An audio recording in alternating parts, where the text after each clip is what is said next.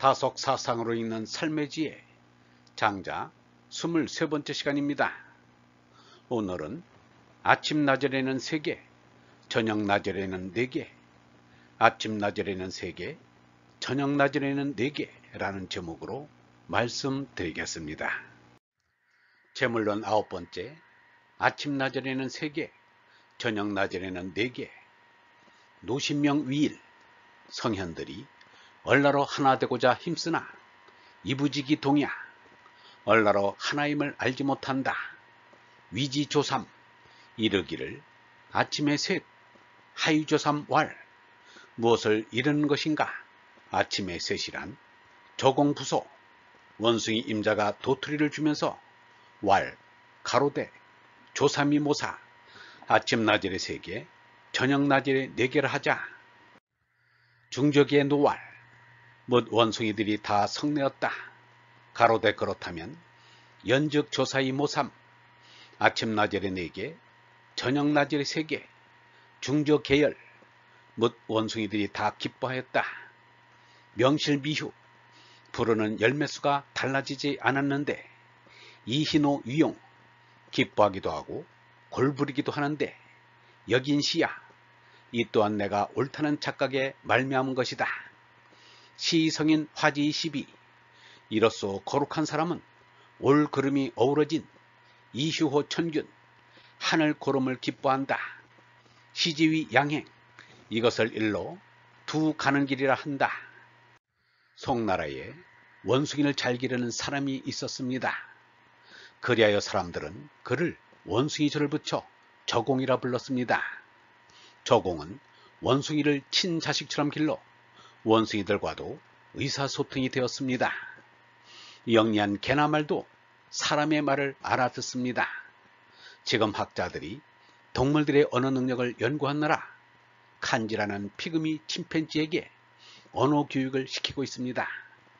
7살인 이 침팬지는 사람과 의사소통을 한다는 것입니다.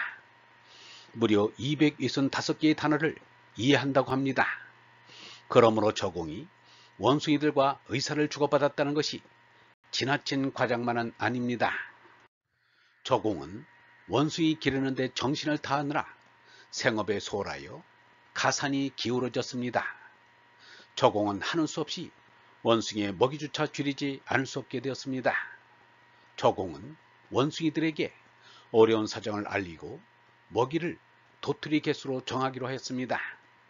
아침 나절에 3개, 저녁 나절에 4개를 주겠다고 하자 원숭이들이 소리 지르며 성을 내었습니다. 저공은 할 수 없이 아침 나절에 4개, 저녁 나절에 3개라고 수정하였습니다. 그런데 뜻밖에도 원숭이들은 흡족해 하였습니다. 조삼모사나 조사모삼이나 하루에 7개밖에 못 먹는 것은 마찬가지입니다.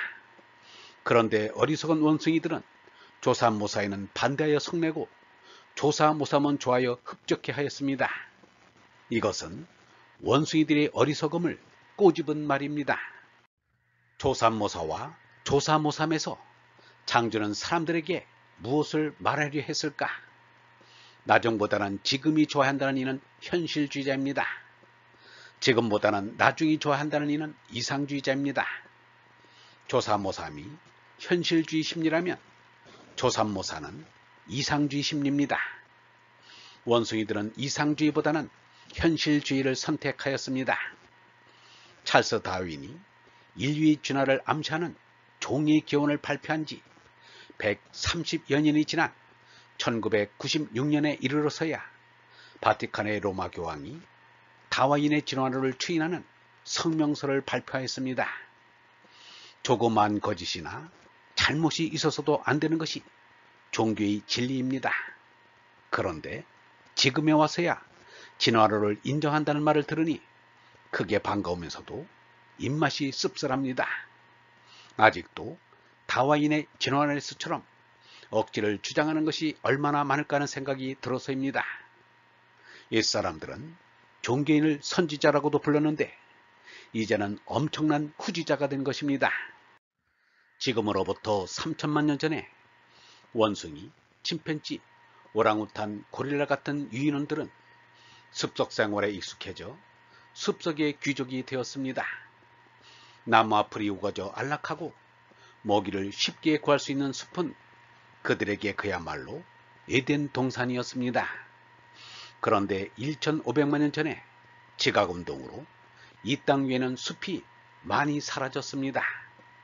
그때 이 유인원들은 계속 숲속에 머무느냐 들판으로 나아가느냐 하는 기로에 처했습니다. 조사모삼의 현실주의 유인원은 숲에 그냥 남았습니다. 조삼모사의 이상주의 유인원은 미래를 위해 들로 내려왔습니다. 조사모삼의 현실주의 유인원들은 이제 와서 숲을 떠난다면 이미 고도로 발달된 초식동물이나 육식동물과 경쟁해야 할 터였습니다. 그래서 그들은 숲에 머물면서 과일을 따먹고 편안히 살기로 한 것입니다. 이들 조사모삼의 현실주의 유인원이 지금도 숲속에서 사는 원숭이, 침팬지, 오랑우탄, 고릴라 등입니다. 그때 조삼모사의 이상주의 유인원이 오늘의 털없는 원숭이, 사람의 선조들입니다. 사람이나 짐승이나 현실주의를 택하기보다는 이상주의를 택해야 합니다. 당장은 현실주의가 약지만 종당에는 이상주의가 똑똑한 것입니다. 맹자는 이러한 말을 하였습니다. 하느님은 앞으로 이 사람에게 큰 일을 맡기려 할 때 반드시 먼저 그 마음과 뜻을 괴롭게 하며 그 살과 뼈를 힘쓰게 하며 그 몸과 살갗을 굶주리게 하며 그 몸이 빈털터리가 되게 하여 그 하고자 하는 바를 안되게 흐트려 뜨리나니 마음을 움직여 성품을 참도록 하며 그 못하는 바를 더 낫게 하려 하고자 하기 때문이다. 유영문은 말하기를 사람들이 예수 석가의 가르침을 따른다면서 바라는 것은 식색의 풍부한 뿐이다. 이 세상의 대부분은 식색 두 가지에 규착된다. 이 몸은 죄악이다.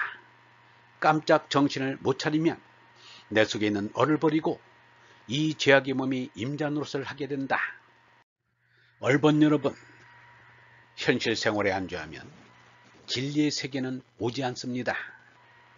오늘의 현실 생활을 싫어하고 거부할 때 얼의 세계가 내 눈앞에 펼쳐집니다.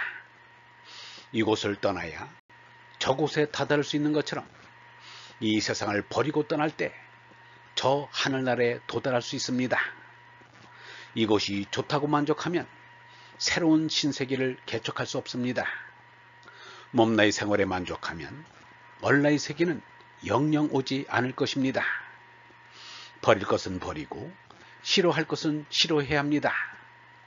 참이 아닌 것은 아니라고 해야 합니다. 제 나로는 얼나이 세계로 진입할 수 없기 때문입니다.